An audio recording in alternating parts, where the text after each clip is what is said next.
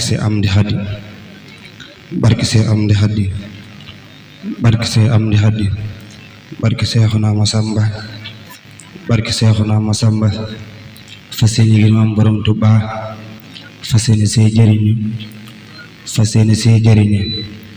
barke alquran hasaayid barke maam borom Tuubaa wa sallallahu taala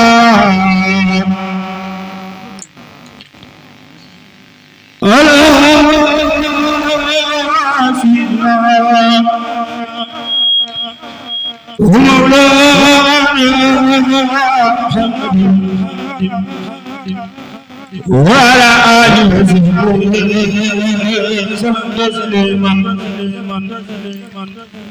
بسم الله الرحمن الرحيم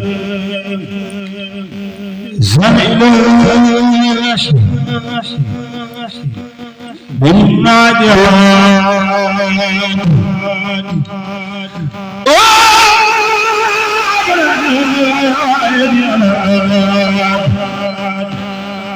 دلعني علماء من الزمان هو حسدي